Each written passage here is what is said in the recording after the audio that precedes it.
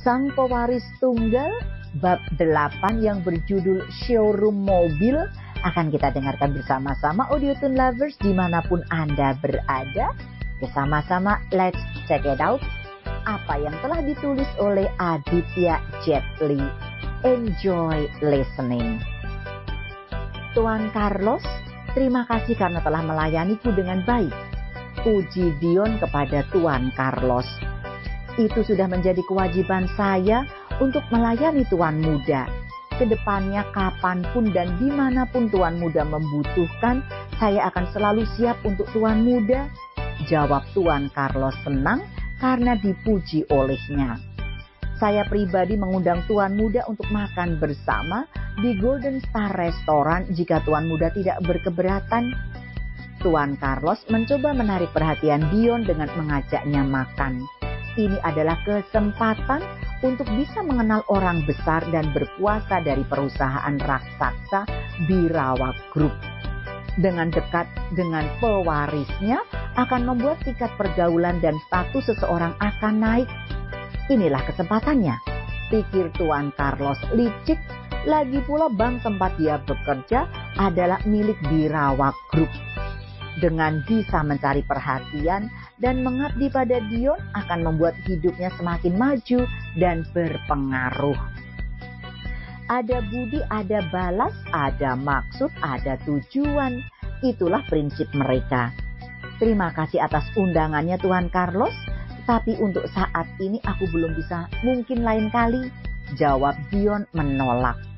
Kapanpun Tuan ada waktu, saya dengan senang hati menunggunya. Jawab Tuan Carlos agak kecewa walaupun berusaha disembunyikannya.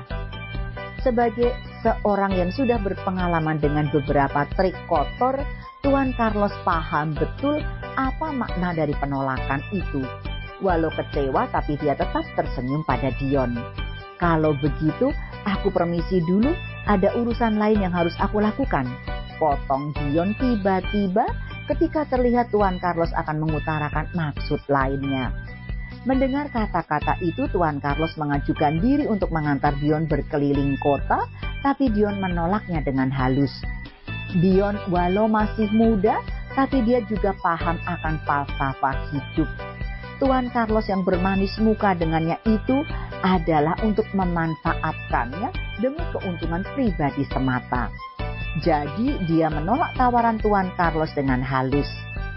Sebaliknya manajer yang dari tadi diam saja dan sudah kembali dari mencairkan uang Dion, hari ini memberanikan diri bersuara.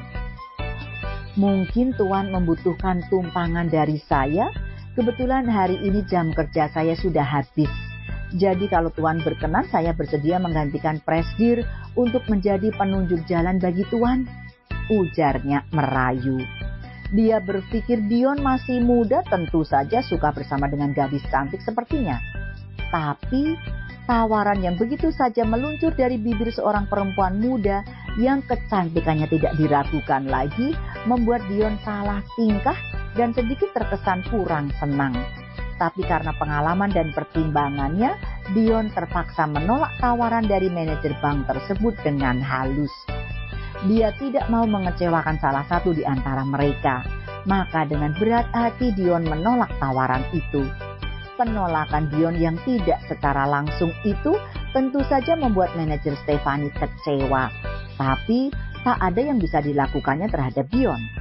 Siapa yang berani berurusan dengan Dion saat ini? Jadi dia lebih memilih diam daripada masih tetap memaksa. Yang nanti akibatnya akan semakin buruk. Jam sudah menunjukkan angka 4.30, jadi sekitar 1 jam Dion berada di bank itu. Sebelum semakin sore Dion memutuskan untuk pergi dari bank itu, jadi dia bergegas turun dari lantai atas ke lobi bank. Didampingi oleh Tuan Presdir juga manajer Stefani. Kehadiran mereka bertiga tentu saja membuat suasana sedikit ribut di tempat itu. Perhatian mereka tertuju pada Dion. Banyak karyawan perempuan muda yang mencoba tebar pesona mencari perhatian Dion agar meliriknya. Siapa orang itu? Wajahnya lumayan ganteng. Kalau dia mau, aku bersedia jadi pacarnya. celetuk salah seorang gadis yang berada di lobi itu.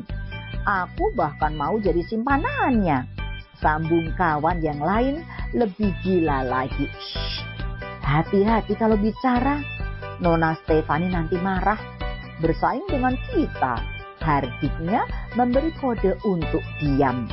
Saat itu, Dion sudah keluar dari bank tersebut dan segera menjauh dari bank itu dan memesan taksi online untuk mengantarkannya ke showroom mobil. Showroom mobil yang mau ditujunya kebetulan tidak berapa jauh dari bank itu. Hanya membutuhkan waktu sekitar 5 menit berkendara. Dion sudah berada di dalam showroom mobil, itu pun disebabkan jalanan yang dilaluinya macet. Seorang perempuan muda dan seorang sales penjualan mobil lainnya bergegas datang menyongsong kehadiran Dion. Kebetulan saat itu tidak banyak calon pembeli yang masih bertahan, karena mungkin sudah terlalu sore untuk melakukan transaksi. "Selamat sore Tuan, apa ada yang bisa saya bantu?"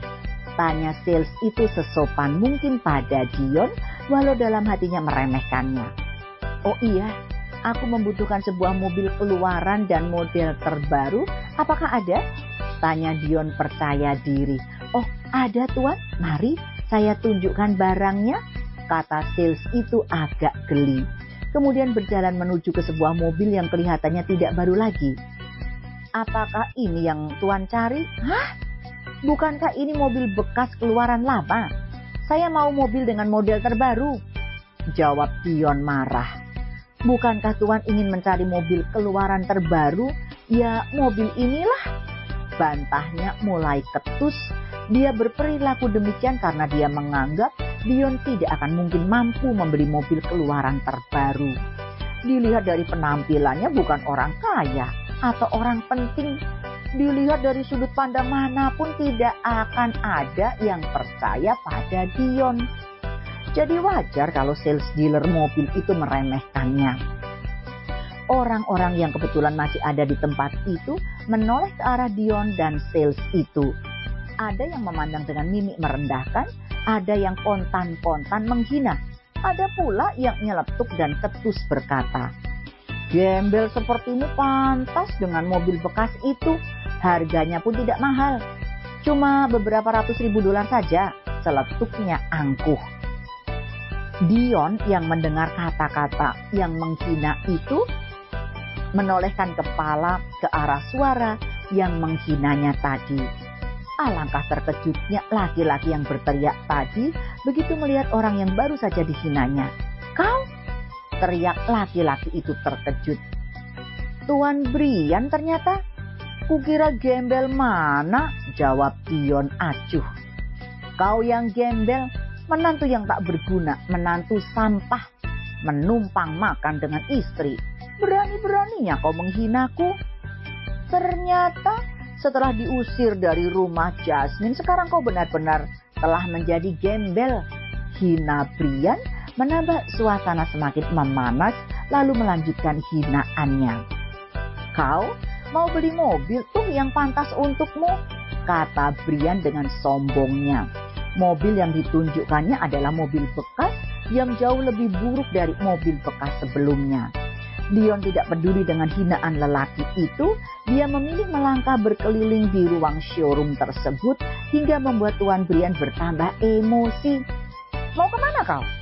teriaknya kasar, tapi Dion diam saja dan terus melangkah. Pandangannya tertuju pada sebuah mobil yang diletakkan di sebuah ruang tersendiri. Bentuknya sangat elegan sekali, berwarna putih metalik di kanan kirinya dan dibalut sedikit warna hitam di bagian bodi depan dan atasnya.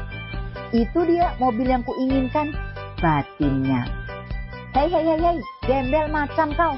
Jangan bermimpi untuk memiliki mobil mewah seperti itu. Kau tahu jenis mobil apa itu, ha?" bentak Brian dengan sombongnya. "Sayang, aku ingin mobil itu. Kau janji akan memberikan apa saja hadiah ulang tahun untukku," ujar seorang perempuan muda yang tiba-tiba terdengar di ruangan itu. Dion menoleh sekilas ke arah perempuan tersebut seperti pernah mengenalnya tapi lupa kapan dan di mana. Di sebelah perempuan itu berdiri seorang pria sedikit berumur, mungkin sugar daddy-nya. Menggelengkan kepala pertanda tak mungkin mampu membelikan mobil yang harganya selangit itu. Tapi dia tidak mau memperlihatkannya pada orang-orang di situ. Sales penjualan mobil bergegas maju mendekati pasangan beda usia tersebut. Dengan sikap ramah yang dibuat-buat, sales tersebut memulai trik liciknya. Mobil itu pantas untuk tuan dan nyonya. Mobil keluaran terbaru yang hanya ada satu-satunya di kota ini. Didapatkan dengan susah payah dan diproduksi terbatas oleh pabriknya. Mobil Lamborghini Mansory Carbonado GT itu namanya, dibanderol dengan harga US dollar 2 juta atau sekitar 30 miliar rupiah. Berbensin V12 6,5 liter dan daya maksimumnya 1.600 tenaga kuda. Mobil tersebut mempunyai akselerasi 0-100 per jam. Mobil itu bisa melaju kencang dari 0-60 mph dalam waktu 2,5 detik. Kecepatan maksimumnya 370 km per jam. Kalau Tuan berminat, kami akan mengurusnya. Hari ini on road untuk Tuan. Ujar sales itu senang karena telah mampu menyebutkan spesifikasi mobil itu dengan lancar. Dia berharap pria yang datang dengan perempuan muda tersebut akan tertarik dengan penjelasannya. Kalau mobil itu terjual, dia akan mendapat komisi yang tinggi dari dealer tempat ia bekerja. Eti Sulistiowati akan segera kembali, Audio Tune Lovers. Please wait for me, don't go anywhere. To be continued. Bersambung.